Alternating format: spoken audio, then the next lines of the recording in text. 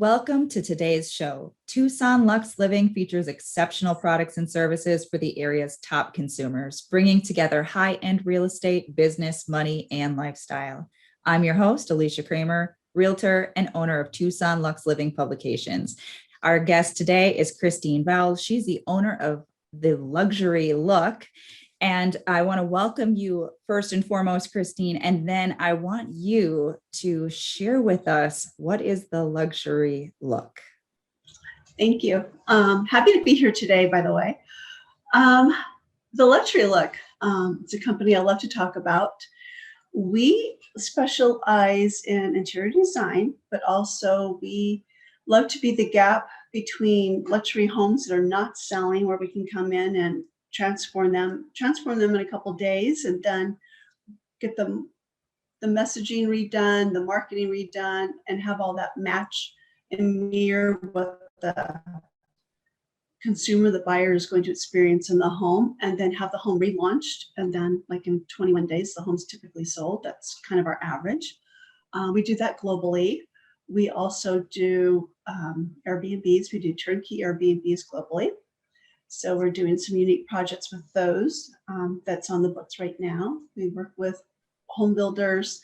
We help buyers who are buying in a new home subdivision, help them with their material selections to make sure the design is cohesive.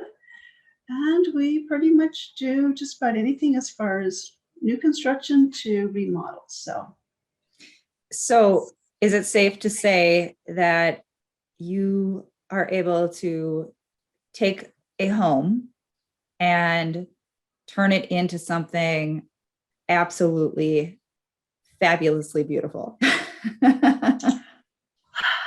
Yes, what we do like to do is, if it's going to be a homeowner, we love to take their vision and bring it to life.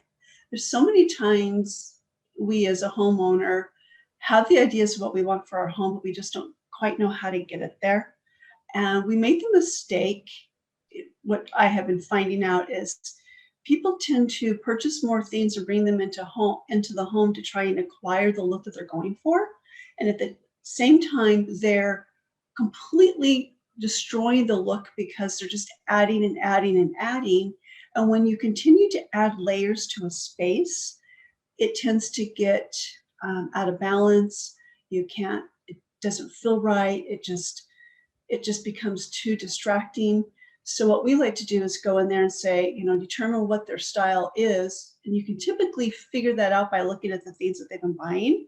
And so when you take it all out and then you put things in one at a time, you can then see the whole design come into play, and then eliminate a ton of other stuff and don't bring that into the space just to keep it calm. But before I started doing this, way back in the 70s, when I was trying to do a couple things for, family members' homes, I would just continue to buy things and to get the look just right. And I realized that that's the inappropriate way to do it. What you need to do is take everything out of the room and bring one thing in at a time. Bring your key staple pieces in, your main pieces of furniture. And then if you want to have a unique style, do that with your artwork, your rugs, and your pillows. Don't do it with your furniture. Don't do it with your drapes. Don't do it with all of that, because if you get tired of that look, you can still just bring something else in, take those things out. You still keep your drapes, your flooring, and your furniture, and all you have to do is just change the entire palette with pillows and artwork and accessories, so that you're not really spending a ton of money to redo a space.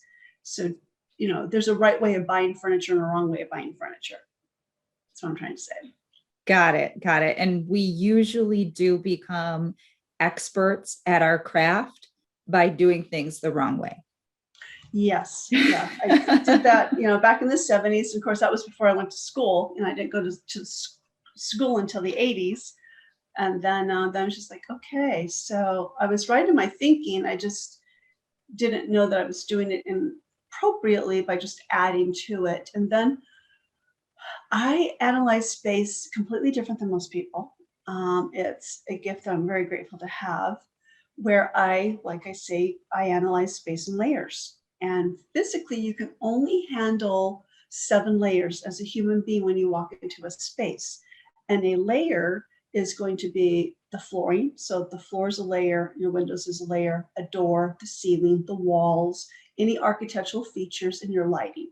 So when you start looking at all of that, and if you're at 7 with those things and the entire build of the space, you really are devoid of any character, really. Most people do not live in a 7-layer property unless you're very minimalistic, then you would. So what we have to do is, if we're going to start adding things that we love and want to have around us, we have to start checking to see, well, what does that piece bring? How many layers is that? So if you bring in a rug that has so much pattern to it that you start counting the lines and the colors and everything into the rug, and you find that there's 9 layers in there, well, now you're in the teens.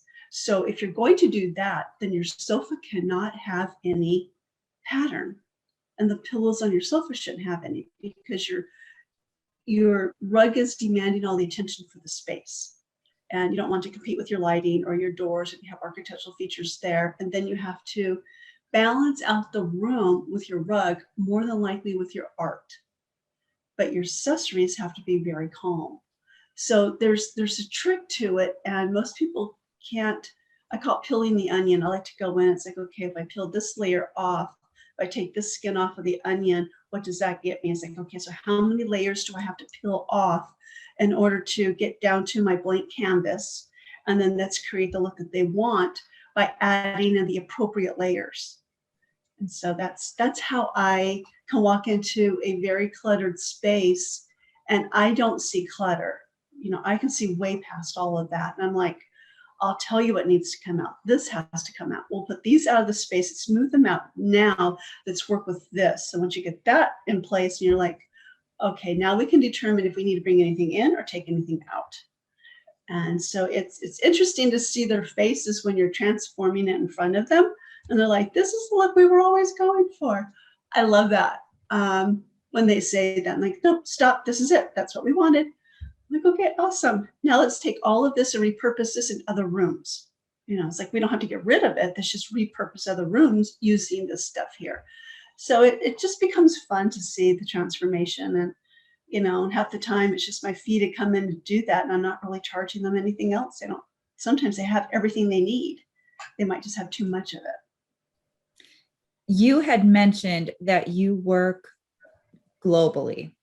So I want to share with our listeners a little bit about you, where you're located, the types of clients that you work with. And, obviously this is a Tucson-centric podcast, and I know you're not that far from us. No, I'm on the other side of your mountain. But we do also have a lot of people listening who are interested in moving to the Tucson area, people who maybe have homes in other states, or maybe they have multiple homes and Tucson is only one of those homes. Right. So let's talk a little bit about where you are located and where you provide your services. Well, I do all over Arizona. I did do a pretty large project in Dove Mountain there in Marana. And I physically live on the other side of the mountain. So I drive the back way into Tucson. So not far from you guys. My studio is in Old Town Scottsdale. And we've done projects in Sedona, White Mountains, Prescott. So we've been all over Arizona. We're doing several subdivisions in Sedona right now. And I've spent a lot of time in Tucson. Love Tucson. It's a great place to be. We take a lot of our staycations there. So it's an easy drive for us, and I love the area. The real estate there is just gorgeous, and the landscape is amazing. So it's and the people that I've worked with there all had second homes. So that was the second home for them. And so we can quickly and easily get to Tucson. Not too much of a stretch for us.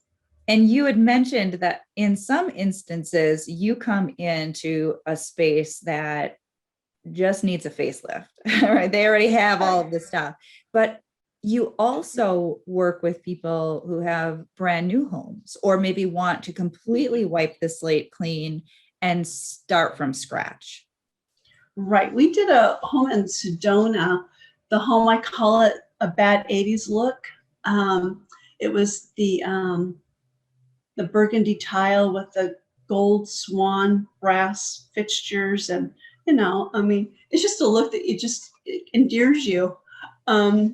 But it was kind of a blast from the past, and it was a 6,000 square foot home, and they wanted it to be a modern Moroccan. And so what I wanted to do is create this really unique textured feel and look of the space, to where the only thing Moroccan I was bringing in was poofs and some pillows and maybe, jute rug, benches, so that if they ever decided they just wanted a modern home or an updated, fresh home and no longer Moroccan, they can get rid of, 15 things out of their home, and they now have a home that they can change whatever they want with.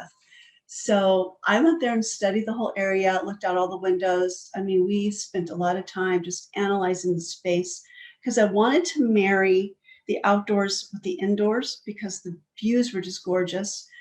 And what I'm finding a lot of people are doing with a remodel, especially in that area, and I'm not sure about Tucson, is that they're trying to turn the homes into these contemporary modern homes. But people that travel there, they come to Sedona for a certain reason, like the same thing that they go to Tucson for.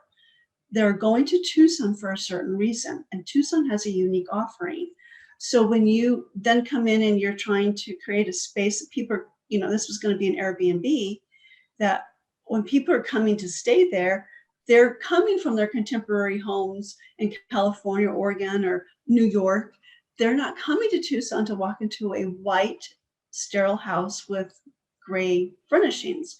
It's what they left. So they want to have that Tucson feel, and and it can be a modern feel, but they're coming for the experience of what Tucson has to offer. And you have this gorgeous landscape, and you also have the mountains there too. So when you walk into a space that isn't conducive to that surrounding, it really throws you off physically. You as the consumer might walk into the space and not realize why you feel off, but you're looking out the window at your white kitchen, or it could be something else, and then you're looking at this beautiful desert landscape, and you're just like, okay, it just feels like you're in two different places. Mm-hmm. So what we want to do is, we didn't want to cause that in Sedona. The property management company says, no, I want white and gray. That's all I want in here. And I just had a hard time with it. I just told myself, look, I will do whatever the client wants me to do. But after having done so many Airbnbs and 150 flips, I can tell you that the consumer's coming here for the experience of Sedona. They're not coming here to feel like they're in San Francisco. And I said, so let's give them what they want. And so the owner's just like, we're going with what she says. So just let her do her thing. I'm telling you, it turned out, when we were done with the space, of course, it was a massive tear up. We took out walls, we took out everything. You could just sit there in the room and just feel the outdoors on the inside. And I chose all the colors to make sure that I was capturing all the colors from the outside in.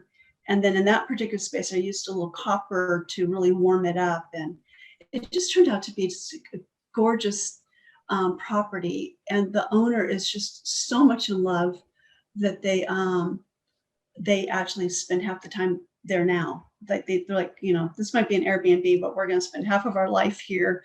And they live in San Francisco, and it's being named the #1 Airbnb in Sedona. So it's just, and the people that are writing about the house, and the remarks is that what they came here to Sedona to experience, they were able to do that whether they were sleeping, eating inside of a space, or being outdoors.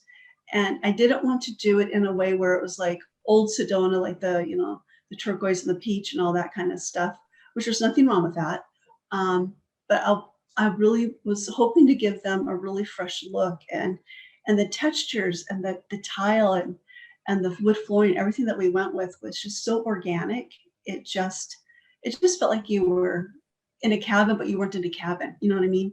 It was a more modern feel, but it was just beautiful. And you can do the same thing in Tucson and really just marry the two. Marry your outdoors with your indoors. And not every home works for that, but if you have the views that Tucson has to offer, why not invite that indoors? I love that.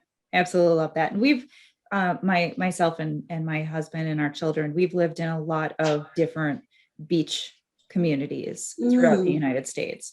So when we moved to Tucson, we needed a completely different style because we always had a very beachy theme. Obviously, there's that disconnect in the desert. Right. it doesn't feel right. Like you'd mentioned, you've got to create a space that really feels aligned. It feels right. It does. So I love that. And this area is absolutely gorgeous. It's hard to be in any part of Tucson and not have beautiful views. Yeah, the landscaping. I mean, I worked there for quite a while with another company and helping them out on some of their spaces. So I was there off and on for 6 months.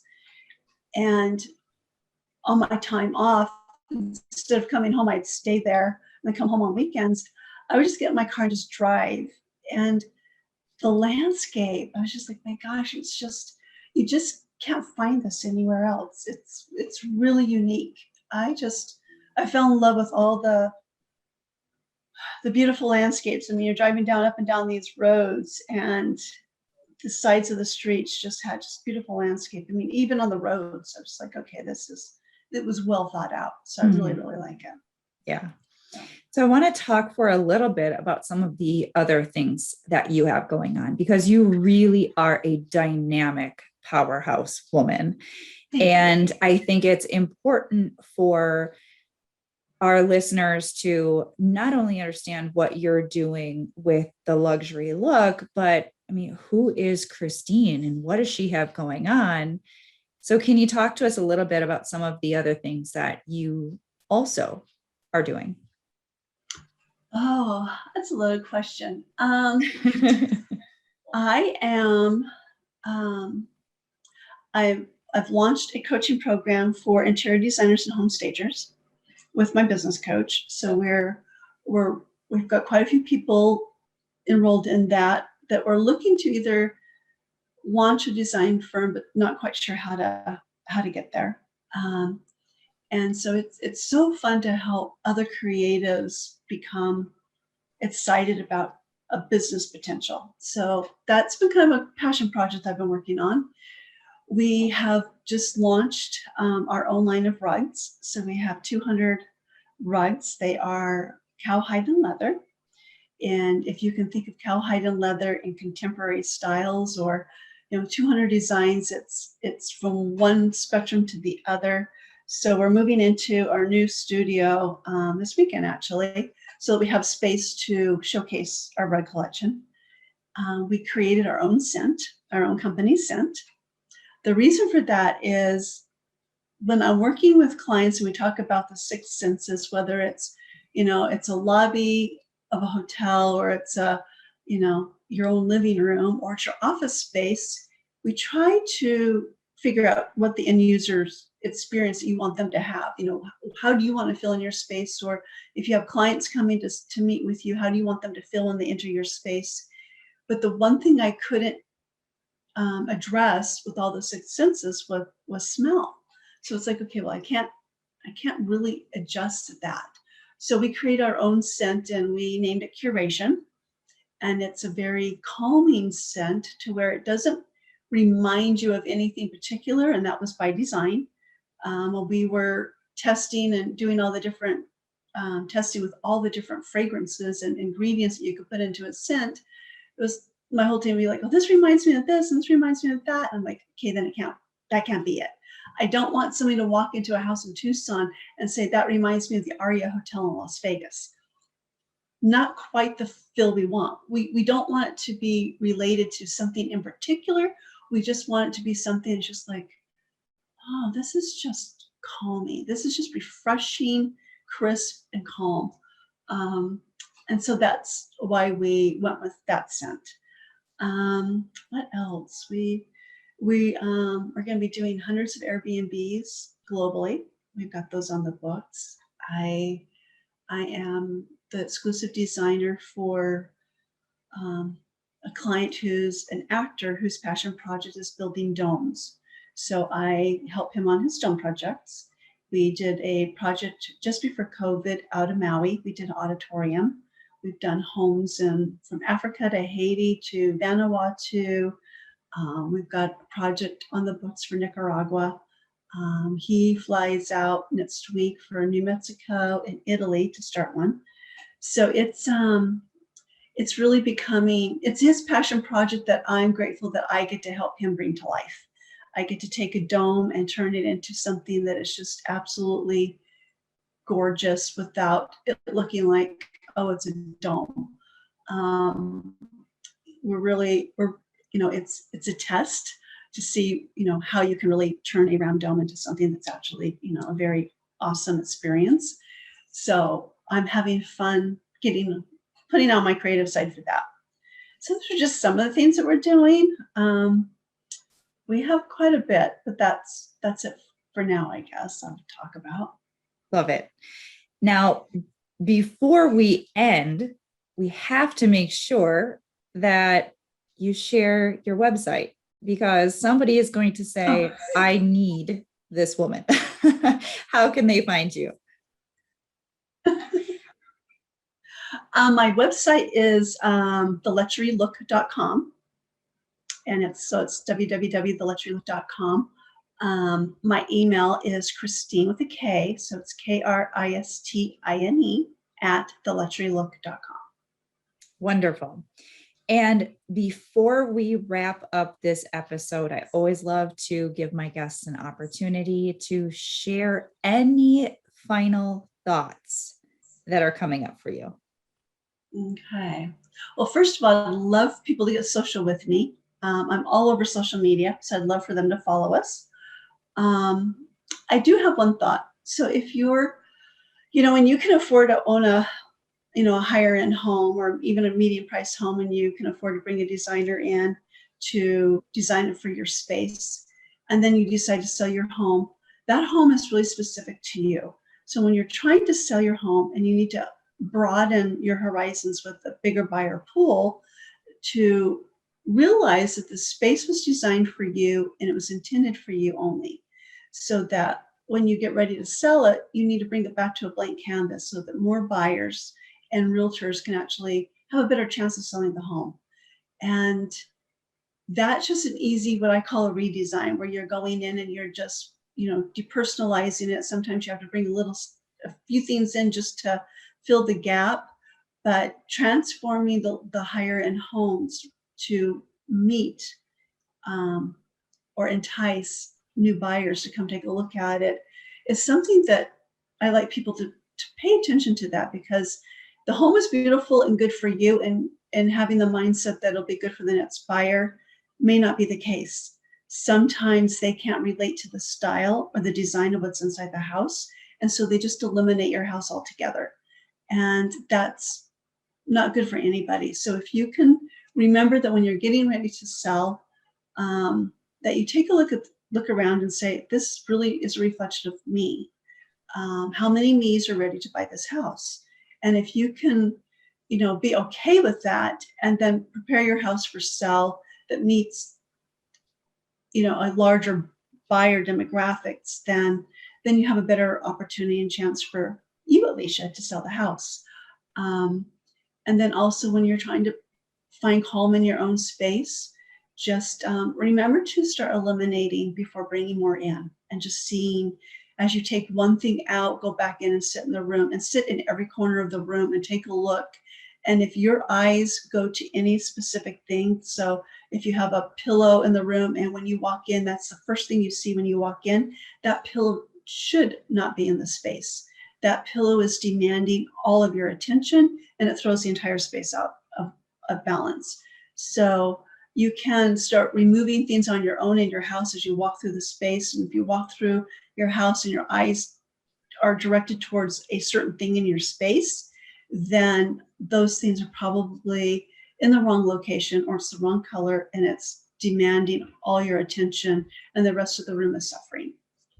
So those are excellent, excellent thoughts to leave us with, and such good advice that I'm really hoping at least a couple of people actually like listen and can apply that. Right. So I want to take an opportunity and really thank you. I so appreciate you spending time with us. I know that you are very busy, and I know that you have plenty of things that you have to rush off and take care of after we get done here. Thank you so much for bringing your energy and your wisdom and your many years of experience. You really are a fantastic individual, and you are absolutely phenomenal at what you do. So thank you. Thank you. That's thank you for the being nicest thing. Thank you for saying that. And with that, I just want to thank everybody for tuning in with us. Be sure to subscribe. We have so many fantastic guests. So thank you all. Thank you, Kristine, and have a fantastic day. Thank you. Bye, everyone.